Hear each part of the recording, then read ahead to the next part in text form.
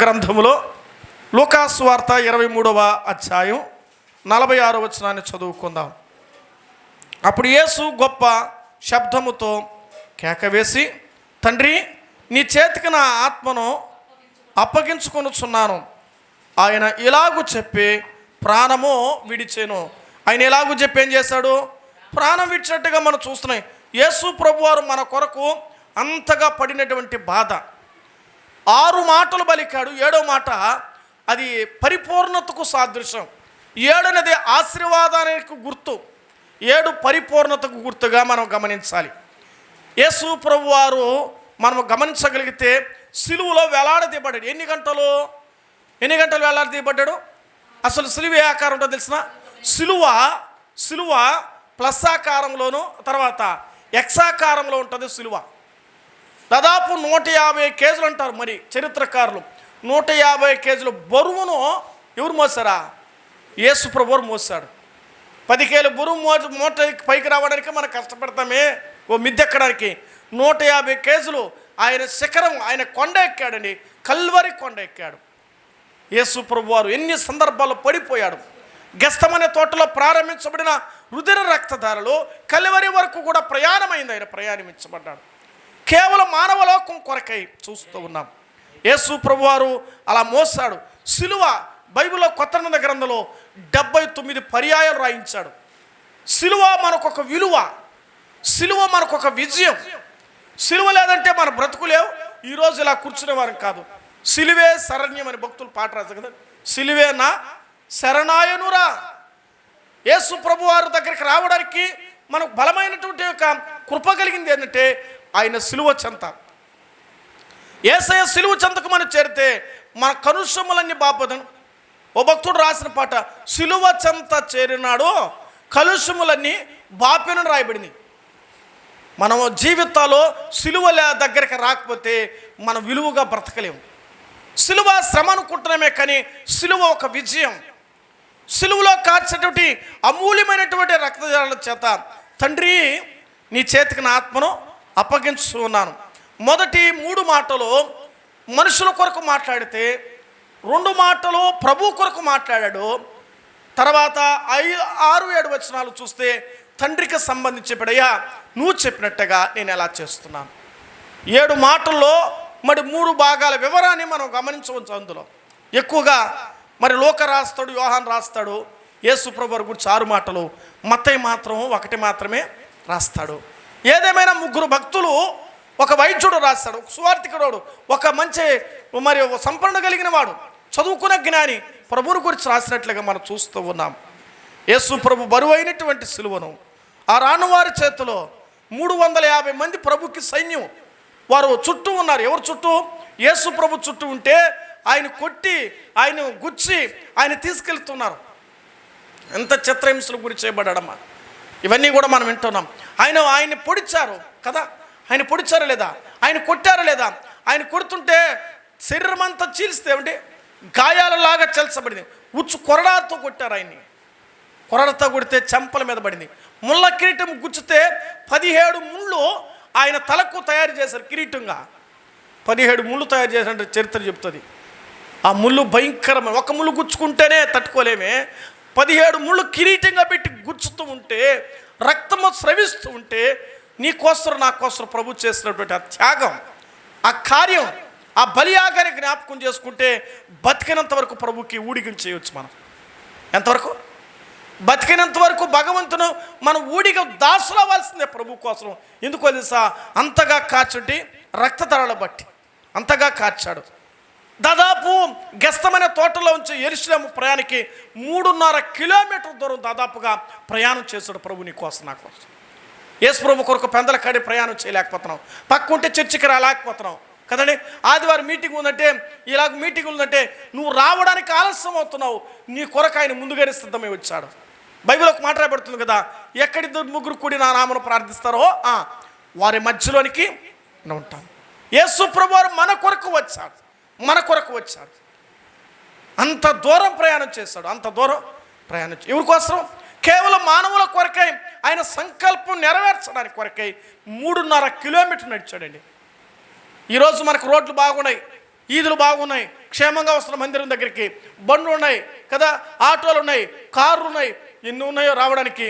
కానీ ఆడు యేసు ప్రభు వారు కాలినడకన సిలువ భారం ఏం చెప్పాను, 150 కిలో బరువు ఆయన మోస్తూ దాదాపు 85 నుంచి 90 కేజీల వెయిట్ కలిగిన ప్రభు యొక్క వెయిట్. అంత ఆజానుబాహుడు, మరి దాదాపు 9 ఫీట్ అంటారు ఒకరు, కొంత రాస్తారు. అంత ఎత్తైన మనిషి సిలువ మోసుకొని వెళుతూ ఉంటే చెప్పలేని బాధ. యెరూషలేములో కూడా అంత ఆక్రందలు ఒక పక్క, గోల ఒక పక్క జరుగుతుంటే తల్లి శిష్యులు ఆయన వెంబడిస్తూ ఏడుస్తున్న విధానం చూస్తూ ఉన్నాం. అలాగున్నప్పుడు కలువరిలో దాదాపు ఎన్ని గంటలు వేలాడదీయబడి తెలుసా? 6 గంటలు సిలువలో వేలాడదీయబడ్డాడు. ఆకాశానికి భూమికి మధ్యవర్తిగా ఎన్ని గంటలు? 6 గంటలు వేలాడదీయబడ్డాడు. 2 మేకులు కదండి, పాదాల మీద ఒక మేకులు, మొత్తం మీద 3 మేకులు ప్రభుకి దించి ఆయన ఏమి వాడేది తెలుసా? యేసు ప్రభు చిత్రహింసను గుర్చడానికి సుత్తి వాడారు, ముళ్ళు వాడారు, చేదు చిరకను వాడారు, బల్యము వాడారు, ఆ తర్వాత చీలలు వాడారు, కొరడా వాడాడు యేసు ప్రభు కోసం. ఎవరి కోసం చేసిన? ఆయన అలా చిత్రహింసలు చేయడానికి వారు ఆలోచన చేస్తారు. సోదరుడు చదివినట్టుగా తమ్ముడు, ఉదయకాలను వాళ్ళు ఏం చేస్తే ఆలోచన చేసి ఆయన పగబట్టారు. అన్యాయమైన తీర్పు 6 గంటలకు వేశారు. యేసు ప్రభుని శిక్షించడానికి సిద్ధమయ్యారు. వదకు తేబడిన గొర్రెవలే ఆయన మోసాడు నీ నా పాపాన్ని. సిలువలో అప్పగించబడ్డాడు. ఎవరి కొరకు ఆయన చనిపోయింది? బైబిల్ గ్రంథంలో ఒక మాట చదవండి. రోమాపత్రిక 8వ అధ్యాయము 32వ వచనం చదువు. బైబిల్ గ్రంథంలో రోమాపత్రిక 8:32. ఎవరి కొరకు ఆయన అలాగో అర్పించుకున్నాడు? తండ్రి నీ చేతికి నా ఆత్మను అప్పగించుకొనుచున్నాను అన్నాడు కదా. చదువుదాం. రోమా 8:32. తన సొంత కుమారుని అనుగ్రహించుటకు వెనుతీయక మనందరి కొరకు అది ఆయనను అప్పగించినవాడు. ఎక్కడ అప్పగించాడు? కలువరిలో అప్పగించాడు. తన్ను తానే తండ్రికి లోబడి ప్రభు అప్పగించుకోడు. ఎవరి కోసట? మనందరి కొరకమ్మా. ఒక ఊరి కొరకు, ఒక గ్రామం కొరకు కాదు, ప్రపంచ దేశాల కొరకు ప్రభు అప్పగించబడ్డాడు. తండ్రి నీ చేతికి నా ఆత్మను అప్పగించుకొనుచు ఉన్నాను. ఆయన అప్పగించుకోబడిన విధానం 2-3 వచనాలు చదివి మన ముగింపులను కొద్దాం. యేసు ప్రభు ఎందుకు అప్పగించుకోవాలి? ఎవరి కొరకన్నా మనం చదువుకున్నాం. అందరి కొరకు యేసు ప్రభు అప్పగించుకున్నాడు. ఎందుకు అప్పగించుకోవాలి? ఆయన కారణం ఏమి? ఆయన దేవుని కుమారుడు కదా, మరి ఆయన ఎందుకు అలా చేయాలి? మరి దేవదూతలు పంపించవచ్చు కదా, మరి దేవదూతలు ఉన్నారు కదా, ఒక సైన్యమే కదా, వ్యూహం ఉందని చెప్పాడు కదా. ఆయనే వచ్చి అందరి కొరకు తెలిసిన ఒక దేవదూతలు పంపించచ్చంటే వాళ్ళకి ఏమి లేవు, వారి శరీరాలు కాదు, వారి ఆత్మలు. వాళ్ళు యేసు ప్రభు ఏమయ్యాడు? ఆత్మ అయిన దేవుడు శరీరం అయ్యాడు, భూమి మీదకి దిగి వచ్చాడు, వాక్యమే దేవుడు అయ్యాడు, మానవ పుట్టాడు, పరిశుద్ధుడిగా జన్మించాడు, మానవులాగా జీవించాడు, మనలాగా సుఖ దుఃఖాలన్నిటినీ ఓర్చుకొని భరించాడు. అంత మాత్రమే కాదు కానీ ఆయన పరిశుద్ధుడిగా జన్మించాడు కాబట్టి పరిశుద్ధుడి రక్తం సిలువలో వధించబడాలి, సిలువలో కార్చబడాలి. కాబట్టి ఆయన మనందరి కొరకు ఎందుకు? గలతీ పత్రిక 1:4 ఒక వాక్యం చూద్దామా బాబు? చదవండి. బైబిల్ ఉన్న వారు తీసిన వారు త్వరగా గలతీ 1:4 చదువుదాం. ఎందుకొరకు ప్రభు అప్పగించుకున్నాడు?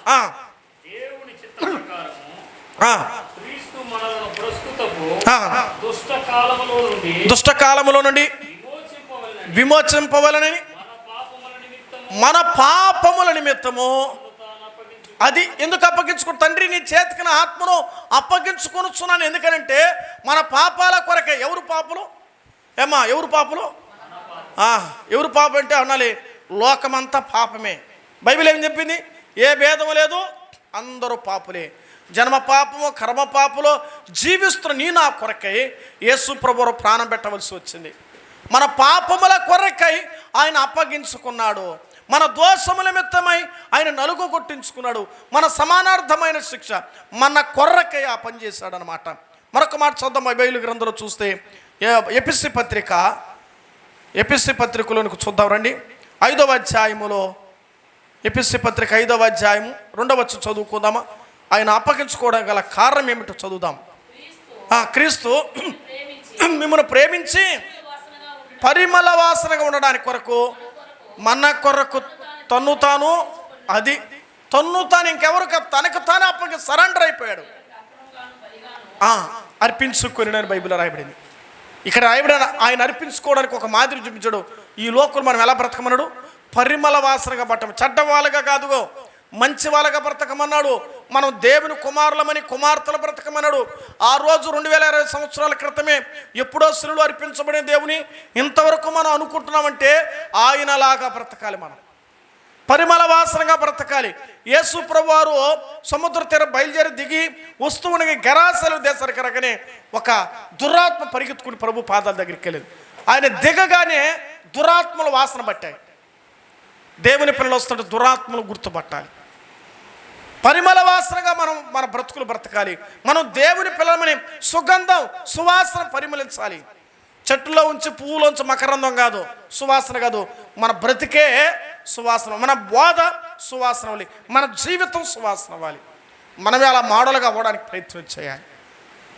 ఈ మధ్యాహ్న కాలంలో యేసు ప్రభువారు 3 గంటలకు తన జీవితాన్ని, ప్రాణాన్ని విడిచాడంటే, తండ్రి నీ చేతికి నా ఆత్మను అప్పగించుకొనుచున్నానని రాయబడి మాట.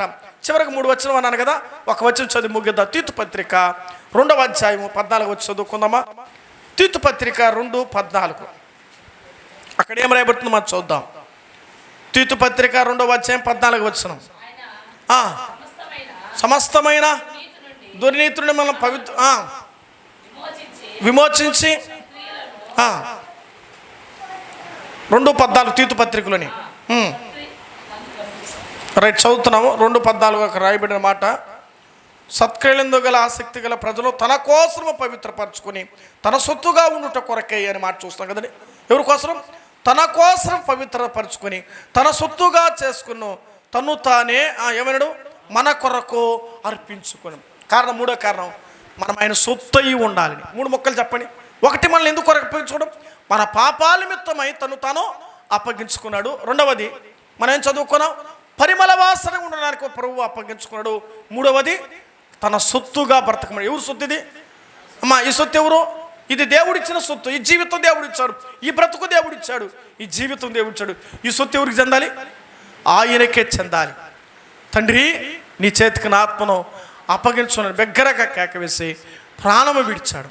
యేసు ప్రభువు కలువలో చనిపోయాడు. ఎందుకు చనిపోవంటే ఆయన లేఖనాల ప్రకారం ఆయన చనిపోవాలి.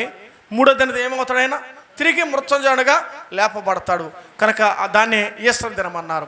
ఈ దినం శుక్రవారం, అంటే యేసు ప్రభువారు చనిపోవడం వలన శుభ శుక్రవారం అని పేరు వచ్చింది. మంచి శుక్రవారం. ఇది బాధాకరమైనది కాదు. ప్రభువు చనిపోయింది సర్వమానవులకి ఒక శుభం. మన బ్రతుకుల్ని అశుభంగా బ్రతికిన మన జీవితంలో శుభప్రదమని నిరీక్షించిన దేవునికి హృదయపూర్వకంగా మనసారా ప్రభుని మనం ఆయన ఘనపరచాలి. బ్రతికినంత వరకు ఆయన సొత్తు వలె జీవించినట్లుగా దేవుడు మనందరికీ దయచేయునుగాక. ఆమేన్. ప్రభుకి మహిమ.